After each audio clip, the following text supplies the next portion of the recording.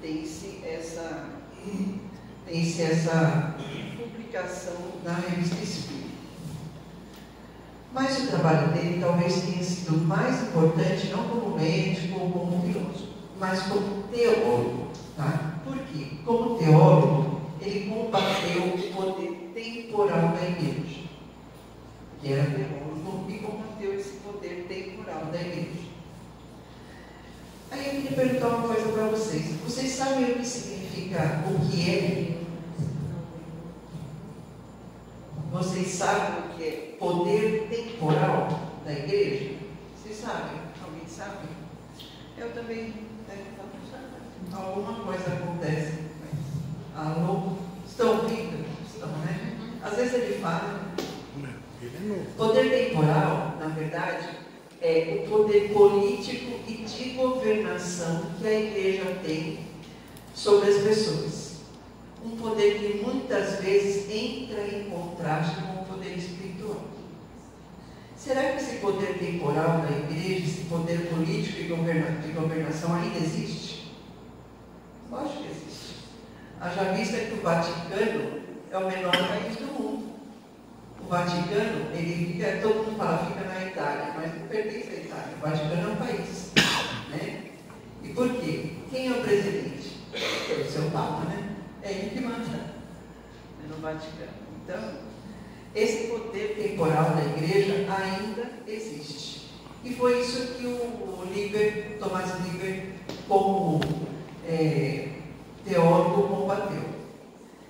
Então, o que ele fazia? Ele se opunha aos dogmas da igreja, né? Aos dogmas pregados pela igreja, de que Deus já havia separado, já tinha estabelecido quem seria salvo e quem não seria. Quem for bom vai para o inferno, quem for bom vai para o céu e quem for mal vai para o inferno. Né? Então ele combatia esses dogmas da igreja. É que quando foge a voz, a minha concentração também, eu não consigo me concentrar. Por causa disso, né, por causa dessa contestação, ele foi excomungado com suspeita de heresia. Colocaram ele como se ele fosse um herege. Mas um tempo depois ele foi reabilitado. Apesar de tudo isso contra Erasto, né, as teorias dele teve muitos partidários, né, e ele é sempre lembrado por seus gestos de benevolência. Aí nós estamos falando de Erasto encarnado. Né? E o espírito Erasto? Né? Quem foi esse espírito ou quem é? Né? Porque nós não sabemos se ele está reencarnado. Pode ser que esteja vivendo em espírito aí. Né? Então, Erasto, desencarnado, ele foi um dos colaboradores mais importantes da codificação do espiritismo. E ele tinha como médium Alice Dumbell. Só a título de curiosidade, né, eu fui pesquisar quem foi Alice Dumbell. Alice Dumbell, ele era médium da Sociedade Parisiense de Estudos Espíritas, na verdade a primeira sociedade espírita que surgiu. O Alice Dumbell era membro dessa sociedade e ele tinha um mentor, o seu guia espiritual, que era Erasto. E por que o Dumbell é tão importante? Porque esse médium esteve ao lado de Kardec durante toda a codificação. Ele auxiliou Kardec durante toda a codificação. Tanto que as comunicações que ele psicografou dos espíritos que ele recebeu foram publicadas. E foi aí que surgiu a Revista Espírita e também o Livro dos Médiuns. Tá? Por isso que esse médium é muito importante e Erasto também é muito importante no Espiritismo. Ele é importante também porque ele contribuiu principalmente para esclarecer todos os assuntos relacionados com fenômenos mediúnicos. E por causa disso, Kardec o considerava um espírito muito evoluído. Né? Foi ele que começou a esclarecer tudo relacionado à mediunidade. Né? E ele é muito lembrado também por uma célebre máxima, pela sua máxima, ou, como eu coloquei na minha palestra, como um conselho. Tá? E qual seria esse conselho de Erasto? Então vamos ver. Agora, eu falei tudo isso só para entender quem era, para chegar no conselho dele. Né? Então vamos lá. No livro dos Médiuns, o Erasto dá lá um ensinamento sobre mediunidade, né? Sobre comunicações, e aí ele dá um conselho. Ele diz assim, ó, desde que uma opinião nova se apresenta, por pouco que nos pareça duvidosa, passai pelo crivo da razão e da lógica. O que a razão e o bom senso reprovam, rejeitai ousadamente. Vale mais repetir 10 verdades do que admitir uma só mentira. Esse é o conselho de Erasto. Vale mais repetir 10 verdades do que aceitar admitir uma única mentira. Aí, eu vou explicar uma coisinha para vocês aqui como professor de português. Essa frase aí, vale mais repetir 10 verdades do que admitir uma mentira, é uma figura de linguagem da língua portuguesa, chama-se antítese. E o que é antítese? É assim, é quando é construída uma frase e duas palavras de sentidos opostos estão na mesma frase para dar uma única ideia. Certo? Então, verdade, mentira, repelir, admitir. São palavras antônimos, né? Palavras contrárias, de sentidos contrários. Só que todas elas foram juntadas numa única frase para formar só um pensamento. Isso é uma figura de linguagem em língua portuguesa. E qual é esse único pensamento desse conselho de Erasto e dessa antítese aí? É que não é para aceitar mentira. Não é para acreditar na mentira. É essa a mensagem que ele está passando. Né? Aí, lógico, ele reforça, né, falando, repetir 10 verdades. Isso é para fazer uma comparação. Né? Então, às vezes, né, para a gente, é melhor não ter informações do que tê-las de forma imprecisa. Às vezes, é melhor a gente não saber nada, ou alguém vir falar para você e você rejeitar aquilo, do que você admitir algo impreciso. Certo? Mas e se eu já recebi? E se eu já fui num lugar, se alguém já me falou, né? E se eu abrir lá um site na internet, que é aquela coisa, e acho que é verdade, né? O que eu faço? Aí você tem que analisar, né? Analise, pondere, verifique, racionalize, use a razão, né? Reflita antes de aceitar essa informação, como ela sendo passível de crença, como ela, para que você possa crer nisso. Então, antes de tudo, racionalize, né? Não saia acreditando. Né? A gente precisa lembrar sempre, isso é muito importante, pequenos equívocos podem ocasionar grandes estragos. E isso está acontecendo muito no mundo, principalmente na internet. Né? Teve caso há alguns anos atrás de uma mulher que foi confundida com uma outra que roubava criança e mataram a mulher de tanto bater na rua, e nem era a mulher, né? Fake news. Então, a gente precisa pensar bem em algo se é verdade ou não. Né? E ter isso na mente, pequenos equívocos podem ocasionar grandes estragos. Isso no nosso dia a dia, e isso em dias futuros. Quando eu falo dias futuros, eu falo próxima reencarnação. Porque o que você faz aqui, você leva para a próxima vida. Né? Então, assim, esse pensamento de Erasto, ou o conselho dele, também pode ser considerado para o nosso dia a dia, para a nossa vida, o tempo todo. Tá? Mas eu vou levar esse pensamento de Erasto para a codificação do Espírito. Tá? Por que esse pensamento de Erasto se relaciona tão intimamente com a codificação? Por que está tão ligado a ela? Então vamos lá. A doutrina podia ser baseada em mentiras? Não. A doutrina precisava estar alicerçada numa base sólida, sedimentada nas verdades, para não ruir diante das dificuldades. E quais eram as dificuldades que se enfrentavam quando começou a codificação? Era o estágio evolutivo da humanidade. todo mundo já saiu feliz aceitando o espiritismo? Não. Então, teria muito trabalho para enfrentar, né?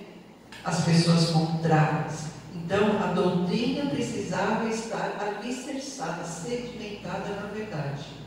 Para não muito, tá? As informações que os espíritos iam passar não podiam ficar perdidas em suposições distorcidas. As informações não podiam nem gerar dúvidas, não podiam gerar desavenças entre as pessoas e nem equívocos. Tinha que ser verdadeira, né? Por isso, o seu preceptor, Allan Kardec, né, ele não podia aceitar, na verdade ele não aceitava logo de início todas as informações que vinham para ele da espiritualidade, sem usar o seu rigor científico e sem usar o seu bom senso, que era a maior característica de Kardec, né? Ele era quase um São Tomé, né? Ele ficava assim, né? Será que é verdade, né? Vou verificar, né? Então, diante dessa tarefa tão importante, Kardec criou um método.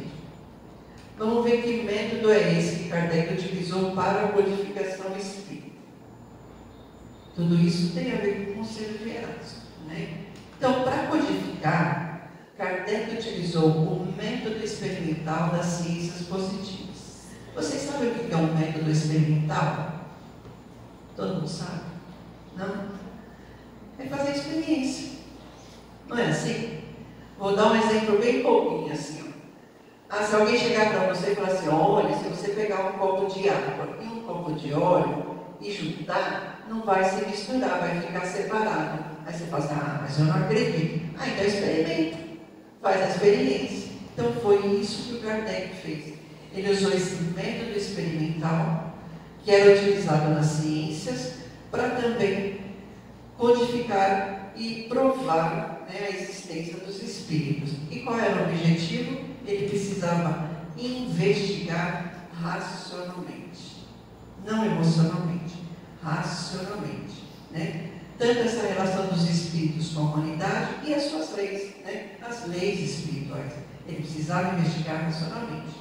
Então, para isso, ele criou esse método e ele seguiu os seguintes passos. Vocês sabem que o começo do espiritismo, né, teve a questão das mesas girantes, né, as pancadas nas mesas, depois foram as cestas com lápis amarrado. Então, tem toda uma história. E o Kardec começou a participar das reuniões espíritas para ver, né, os acontecimentos. Então, o que ele fazia? Quais foram os passos dele? Primeiro, ele observava os fatos. Como ele participava de várias, depois ele comparava os fatos que aconteciam. Depois que ele comparava, ele analisava todos. Daí ele entendia as causas daqueles fatos ou daqueles acontecimentos. Por que isso aconteceu? Por que foi assim? Por que naquela reunião foi do jeito? E aí foi tentando deduzir também sobre as leis que regiam aqueles acontecimentos. Depois disso, ele concluía as consequências dessas leis e tentava buscar aplicar essas leis de forma útil. Então é isso que o Kardec fazia. Observava, analisava, comparava, estudava a lei, até chegar a uma conclusão. Mas em relação a esse método, ainda havia uma outra questão, né? Não era tão fácil assim. Esse método experimental, ele se referia apenas à matéria. E aí tinha essa questão. Como ficava o espírito que era considerado imaterial e, portanto, inverificável? Porque esse método correspondia à análise de acontecimentos materiais. Né? Como que ele ia fazer isso daí? Né? Essa resposta veio depois na Gênese, né? Que foi o que ele fez durante toda a codificação. A Gênese diz assim: o Espiritismo experimental, né, estudou as propriedades dos fluidos espirituais e a ação deles sobre a matéria. Não sei se vocês se lembram, quando eu fiz a palestra Milagres de Jesus, que eu falei que para o Espiritismo milagres não existe. Jesus, na verdade, não fez milagres, ele manipulava fluidos. né? Fluidos materiais, fluidos da natureza, fluidos corporais, e fluido vital das pessoas, né? E é isso que a codificação estudou, essa propriedade do fluido espiritual e a ação deles sobre a matéria. Por isso que as mesas flutuavam, né? E como que Kardec conseguiu chegar nesses fluidos espirituais? Kardec, desde o início, ele nunca se considerou um líder espiritual. Ele sempre falava, eu não sou líder espiritual. Ele dizia que ele era codificador da ideia espírita. Era um codificador da ideia espírita. E sendo codificador, ele acreditava que essa doutrina era compatível com a ciência e com a filosofia. Essas três ideias se complementam. A ideia espírita, a ideia científica e a ideia filosófica. Essas três ideias se complementam. Tá? Se essas três ideias se complementam, então, para o Kardec, o Espiritismo também era uma ciência de observação. Ele podia também aplicar aquele método. Porque o Espiritismo, para ele, não era um produto da imaginação e nem da crença cega. Era algo real para ele. Então, era passível de observação, como na ciência. Então, para codificar, ele não estabeleceu teorias pré-concebidas. Sabe quando você tem café dentro do bule, você vai fazer um café novo, você joga fora, né? Você vai deixar o café velho lá dentro? Não, você joga fora. Ele estava começando algo novo, né? Então, ele não estabeleceu teorias pré-concebidas, mas ele chegou à existência dos espíritos sempre observando os fatos, né? E aí ele diz isso logo, a gente consegue entender como que ele fez isso logo no início, no primeiro livro, que é o Livro dos Espíritos, na introdução 2, ele explica assim, para vocês verem como que ele fazia. Ele diz assim, os ruídos insólitos, as pancadas, supondo que não fossem um dos efeitos ordinários da dilatação da matéria, aí ele já está usando física, né? Ele está observando o que estava acontecendo, ele chegou a uma conclusão, aplicou as leis materiais e falando, supondo que não fosse dilatação da matéria ou de outra causa acidental, que se alguém bateu ou alguém chutou, né? Poderiam ainda muito bem ser produzidas pela acumulação de fluido oculto. Olha como ele começou explicando lá no Livro dos Espíritos. E mais tarde, a gente foi distinguir esse fluido oculto como sendo os fluidos espirituais. Fluidos dos espíritos que manipulavam a matéria para que a mesa girasse, flutuasse, ou que houvesse explicações, né? O Kardec, será que ele era cientista? Não, o Kardec não foi um cientista por profissão. Ele não estava ligado a nenhuma ciência, tipo ciências exatas, ou ciência física, ou ciência química, nenhuma dessas. Na verdade, o Kardec, ele foi professor, educador, escritor e tradutor, né? Só que ele possuía um aguçado espírito científico. Ele era desconfiado pra caramba, né? Então ele não conseguia acreditar de começo, ele tinha que investigar, né? Mas, para a espiritualidade, era isso que era importante, era disso que eles precisavam. Ele possuía as condições que eram indispensáveis a ser o codificador da doutrina.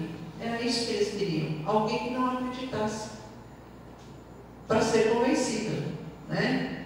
Então, quais eram essas condições indispensáveis que a espiritualidade precisava? Primeiro, serenidade para com os fatos mediúnicos. Ele nem negava e nem afirmava em princípio. Ele observava, comparava, analisava, aplicava o método. Depois, precisava de domínio próprio. Para quê? Para não se entusiasmar com os primeiros resultados, né? Não sair fantasiando, né? Criando um monte de teorias, né? Depois precisava de cuidado na seleção das comunicações. Ele era o codificador, ele compilava, ele juntava todas as informações. Então ele precisava desse cuidado. E depois prudência nas declarações, para ele não fazer nenhuma declaração precipitada, sem que o fato tenha sido examinado, sem que o fato tenha sido comprovado. E por último, a última condição era a humildade, de alguém que busca a verdade antes e acima de tudo. Então eles precisavam de alguém assim, que não acreditasse logo de início, né? Por isso que Kardec foi o codificador. Kardec chegou a uma conclusão que a gente não pode esquecer nunca. Mas às vezes, a gente como espírita esquece.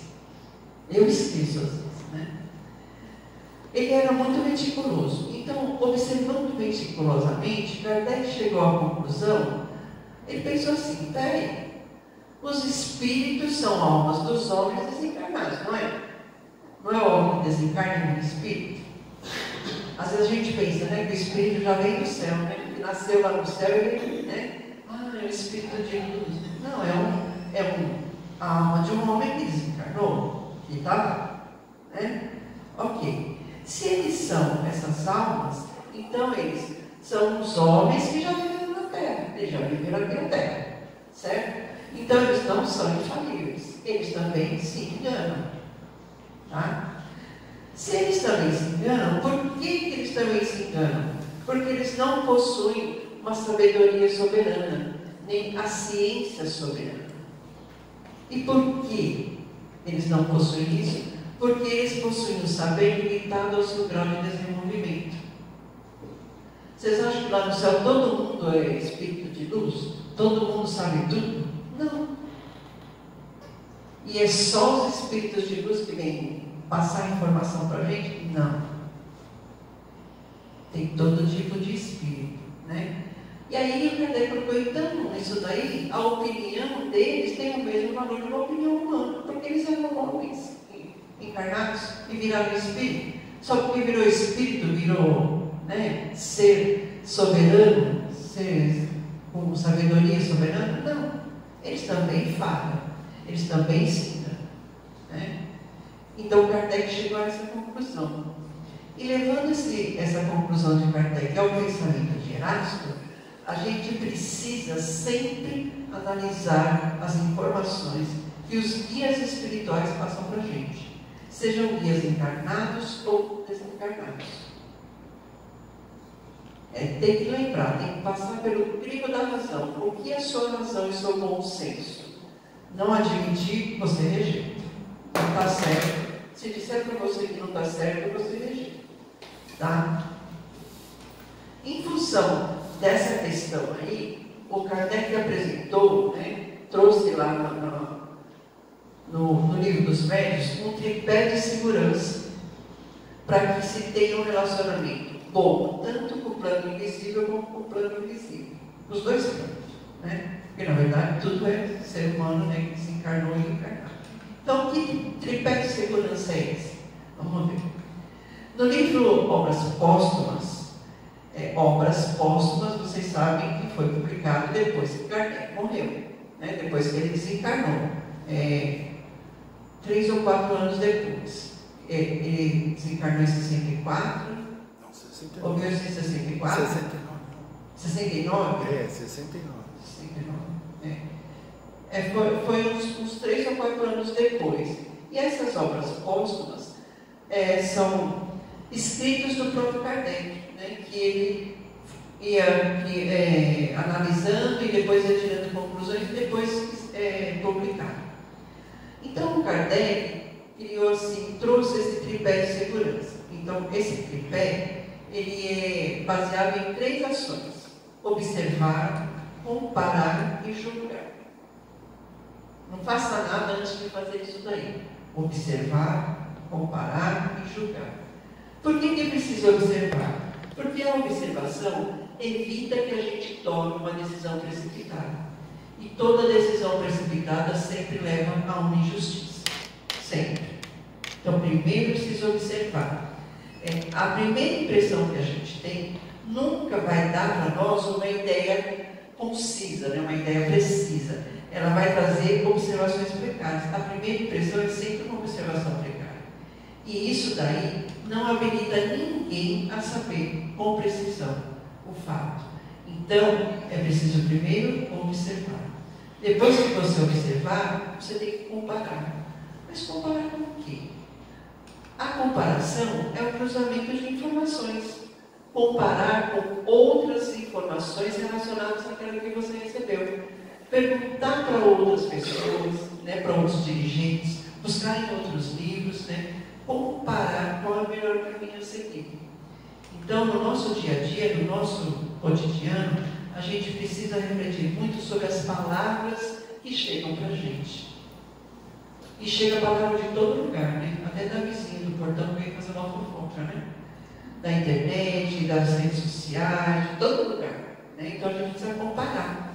E aí façam a comparação com o Evangelho de Jesus. E aí diz assim: se dele se afastar, o melhor é descartar. Observou? Compara com o Evangelho. Se Jesus estivesse aqui, o que ele ia fazer com essa pessoa? Né? Compara. Se não está de acordo, é melhor rejeitar. Depois que você observou e comparou, aí você vai julgar. Mas o julgamento aqui não é criticar, né? Todo mundo acha que o julgamento é criticar, né? Que é isso que faz. O julgamento aqui é formar uma opinião sensata, sem blindar essa opinião. Porque tem gente que forma a sua opinião e aí ela se torna radical. Ela cria um muro, ela não muda. Ah, não, eu penso assim, não mudo de jeito nenhum. Então, saber julgar é formar uma opinião sensata sem blindar essa opinião. E por que não pode? Porque é preciso ser flexível.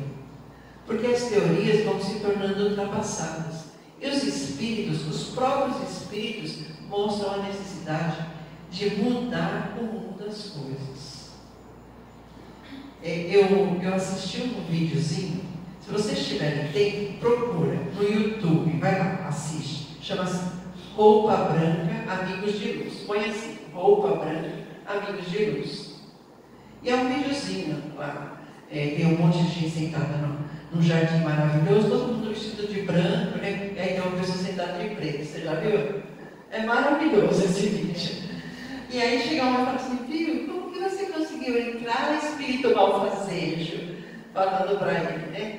E aí foi conversando, e na verdade, aquele espírito era o espírito que tinha vindo para fazer uma palestra.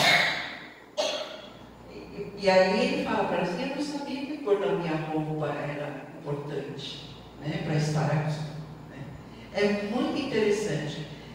E às vezes, né, a gente, é lógico que se você vai numa reunião espírita, se você vai numa igreja, você tem que se vestir adequadamente, mas como forma de respeito social, né? Você não vai de bermudinha, né, e top numa igreja, né? Então, é só o respeito que você tem, né? Mas a cor, né, lá no vídeo fala, eu pensei que o que realmente importava é o que emana do ser, né? Não o que ele tem por fora, mas o que ele tem por dentro, né?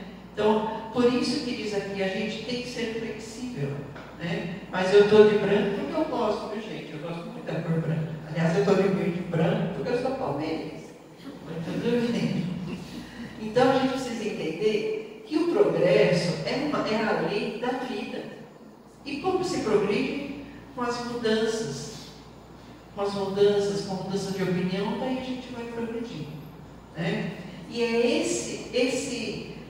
essa forma de ter uma opinião que não seja blindada que mostra o dinamismo da doutrina espírita. Ela é uma doutrina dinâmica, né? Por que ela é uma doutrina dinâmica? Porque desde o início da codificação, já veio tudo pronto? Não. Desde o início da codificação, a verdade que era anunciada pelos espíritos foi sendo apresentada para a humanidade de forma gradativa, sempre aos poucos, de acordo com o próprio grau evolutivo da humanidade. Sempre aos poucos. A codificação existe. Os 5 livros de Kardec, mais obras póstumas. E depois, a gente tem inúmeras publicações maravilhosas, né? Chico Xavier, com o Espírito Emmanuel, o Divaldo, com o Joana de Ângeles, né? E muitos outros, né? autores espíritas que trazem mais informações sobre o mundo espiritual. E nós, como seres em evolução, o que a gente precisa fazer? Nós temos que nos tornar merecedores dessa luz que gradativamente vai se intensificar. Gradativamente virão para nós mais informações muito mais importantes, mais complexas, e a gente tem que ser merecedor. Porque o que é espírito? É gente daqui que foi para lá. E como que aqui vai progredir se quem vai para lá também não progride? Né? Então a gente precisa ser merecedor dessa luz, porque vai se intensificar cada vez mais. Né? Então por isso ele é dinâmico, porque o Espiritismo vai estar sempre em todos os conhecimentos, né? Seja no passado, no presente, no futuro, em todas as esferas, físicas e extrafísicas. Lá tem gente evoluída? Tem. Mas tem gente também que não evoluiu? Tem. Aqui tem gente evoluída? Tem. E tem quem não evoluiu? Tem também. Somos nós mesmos lá e aqui. Né? E sendo assim, o Espiritismo precisa ser dinâmico. E por causa disso, né, é natural que ele se movimente. Ele está sempre se movimentando. Né? Mas ele pode alterar os seus princípios fundamentais, que estão sempre vinculados ao Evangelho de Jesus. Né? Por essa razão é que é uma doutrina codificada. Aí eu vou fazer outra pergunta. Vocês sabem realmente o que significa doutrina codificada? O que é codificar? Vocês sabem? Não é gerar um código, não. Tá? Eu acho que é o que todo mundo pensa. Codificar é reunir numa só obra textos, documentos, estudos extraídos de diversas fontes. Por isso que obras póstumas não é codificação, porque são textos do Kardec. Os 5 livros da codificação, o Livro dos Espíritos, Evangelho, o Livro dos Médios, Céu, Inferno e a Gênese. Esses são os livros da codificação, os 5. Né? Por quê? Porque são textos que vieram de vários espíritos, mas foram compilados numa só obra. Isso é codificar. Por isso que é chamado de doutrina codificada. Então, a partir desse conselho de Erasto, né, e desse tripé de segurança, a gente precisa sempre pensar numa informação espírita com qualidade. Principalmente nós que trabalhamos com o Espiritismo. Né? Então, para que o Espiritismo continue sempre dinâmico, na verdade, é muito importante transmitir uma informação com qualidade. Se não tiver realmente certeza, se você não estudou aquele assunto, não fale, não responda. Né? Porque às vezes vai passar uma informação imprecisa. Né? Então, tenta passar uma informação com qualidade. Quem recebe essa informação, seja uma pessoa espírita ou não espírita, vai começar a compreender. Né? O que é o Espiritismo? Quais são os postulados do Espiritismo? É a renovação interior. É isso que o Espiritismo quer. Que cada um se renove interiormente, que evolua. Né? E para a gente conseguir isso, no Evangelho segundo o Espiritismo, o Espírito da Verdade deu um ensinamento muito grande. Ele disse assim, ó: Espíritas, amai-vos, eis o primeiro ensinamento. Instruí-vos, eis o segundo. Muita gente acha que só sair, né, amando todo mundo, fazendo caridade, está fazendo tudo certo, mas não. É preciso se instruir, né, para fazer realmente. Então, a informação espírita de qualidade, ela acontece a partir de 2 situações. Primeiro, solidez de conhecimentos doutrinários e segundo, simplicidade ao transmitir seus conhecimentos. O que são essas solidez e simplicidade espíritas? Vamos lá. O que é a solidez de conhecimentos doutrinários? Existem muitos bons livros, todavia o importante é para o espírita tenha o hábito de consultar as obras de Kardec. Se tiver alguma dúvida, vai lá. Leia, estude, procure informação e confirme a sua informação. Não basta apenas ver, é preciso também estudar, pesquisar, buscar incessantemente conhecimento doutrinário e comparando. Vem aqui e faz um intercâmbio com o movimento espírita. Vem do centro espírita e pergunta, né? E depois é a simplicidade a transmitir esses conhecimentos. Porque o espiritismo é simplicidade, né? A mensagem espírita tem que chegar, tem que ser de fácil compreensão, tem que chegar, como diz aqui, às inteligências mais robustas, como também as mais singelas, né? Então tem que chegar em todo mundo, porque o espiritismo é humildade, é simplicidade. Então é importante mostrar que o espiritismo veio para dialogar com o nosso cotidiano. Ele veio para que as suas lições sejam aplicadas constantemente. Tem gente que é espírita só no centro espírita, né? E é para você aplicar no seu dia a dia, né, as lições do espiritismo. Por isso é necessário simplicidade e naturalidade. Chegando ao nosso final, então, o meu conselho é: o espírita precisa se espiritizar. Não é espiritualizar, Arlete? Não. Espiritualizar todo mundo é, né? Mas o espírita precisa se espiritizar. Ele precisa se preparar, estudar as obras de Kardec. Porque o que é espiritizar? É estudar, vivenciar, estabelecer ações que condigam com a doutrina espírita. Isso é espiritizar.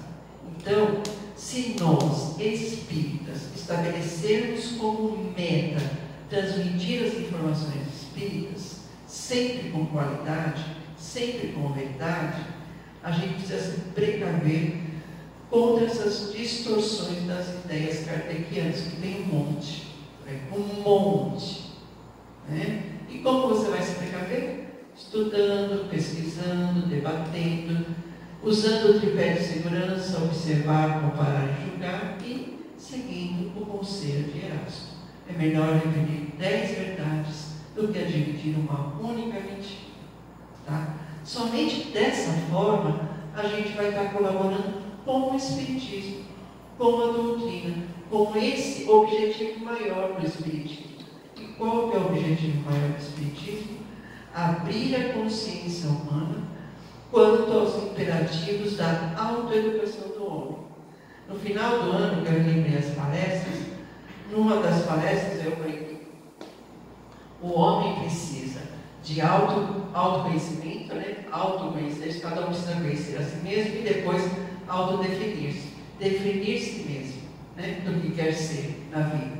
E agora vem mais um ensinamento aqui, né? O homem precisa autoeducação. Ele precisa educar a si mesmo para seguir no caminho do bem. Tá bom, gente? Então vamos seguir com certeza, tá bom? Que Deus abençoe a todos e que a nossa semana seja maravilhosa. Muito obrigada.